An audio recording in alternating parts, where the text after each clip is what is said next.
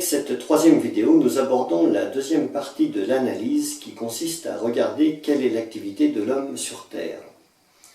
Comme tout animal, l'homme utilise les ressources naturelles qui lui sont accessibles pour subvenir à ses besoins vitaux. Pour l'homme, il s'agit de se nourrir et de se protéger des agressions extérieures par le vêtement et le logis. On peut schématiser l'activité humaine avec 4 éléments. Un premier élément en amont, les ressources naturelles.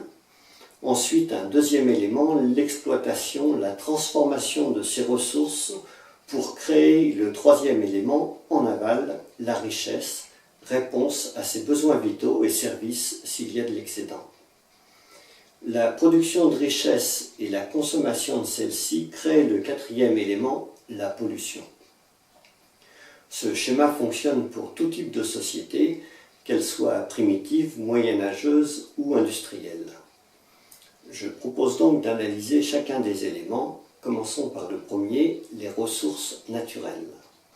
On peut classer les ressources naturelles en 3 groupes, les ressources énergétiques, les matières premières et les nutritionnelles, puis suivant leur type ou caractère, inépuisables, finis, renouvelables. Notons l'abus de langage lorsque l'on parle d'énergie renouvelable où l'on mélange allègrement vent, soleil et biomasse. Pour ce qui est des ressources inépuisables, les énergétiques sont le soleil et le vent, difficiles à maîtriser, le plus simple étant de faire le lézard au soleil et d'avoir du vent dans les voiles, au sens propre.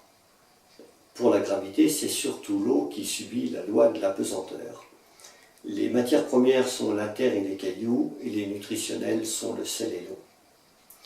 Pour ce qui concerne les ressources finies, nous avons les fossiles, le gaz et le charbon en énergie, et le pétrole en énergie et en matières premières.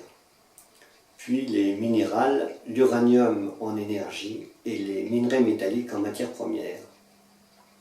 Pour ce qui est des ressources renouvelables, il s'agit principalement de la biomasse pour les 3 groupes et la pêche et l'élevage en plus pour les nutritionnels. Jetons un rapide coup d'œil sur les valeurs énergétiques de certaines ressources naturelles. Nous avons le pétrole avec 45 mégajoules par kilo. Ensuite, le charbon, environ 2 fois moins énergétique que le pétrole.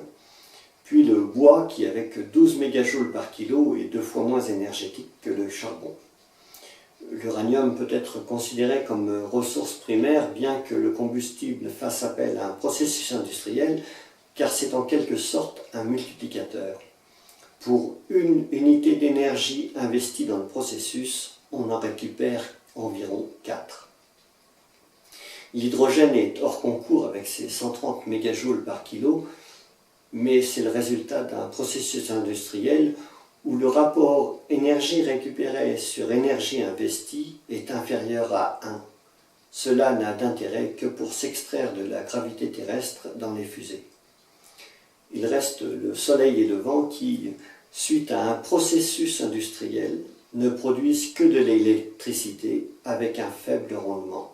Ils ne sont là que pour amuser la galerie. Pour chauffer la gamelle demain, il ne restera plus que le bois avec 12 mégajoules par kilo.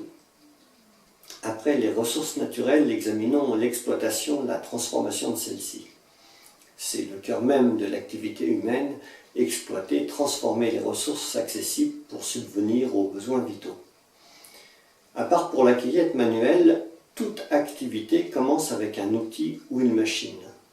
Chaque processus commence donc par une mine, puis continue par différentes étapes d'exploitation, de transformation pour arriver à un produit final. Chaque processus est dépendant d'autres processus, ils sont liés en un tissu industriel.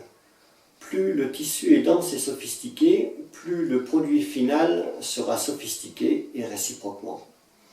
Si des processus disparaissent, c'est l'ensemble du tissu qui en pâtit, il se délite. Pour illustrer un processus industriel, j'ai pris une publicité d'Areva qui commence à la mine d'uranium et se termine avec la fée électricité. L'exploitation, la transformation des ressources naturelles crée la richesse. Il s'agit avant toute chose de satisfaire aux besoins vitaux, la nourriture en priorité, le vêtement et le logis ensuite. Cette activité est assurée par ce qu'on appelle les secteurs primaires et secondaires. S'il y a excédent, c'est-à-dire que si les secteurs primaires et secondaires produisent plus que pour eux-mêmes, alors à ce moment-là, et à ce moment-là seulement, il peut y avoir des services, un secteur tertiaire. Le secteur tertiaire n'a d'existence que si les secteurs primaires et secondaires produisent de l'excédent. Dans la société pré-industrielle, la pyramide des secteurs est sur sa base, le primaire. Puis au-dessus, le secondaire représentant une plus petite partie de la population, et en haut, la pointe, le tertiaire. Aujourd'hui, la pyramide est inversée, elle est sur la pointe. Une petite partie de la population assure le secteur primaire, une plus grande partie le secondaire, et tout en haut, la grosse majorité de la population, le tertiaire. À la surface du tertiaire surnage la crème, les touristes, les sportifs et les artistes. Cette situation n'est possible que grâce à l'excédent produit avec le pétrole et les machines, donc l'acier.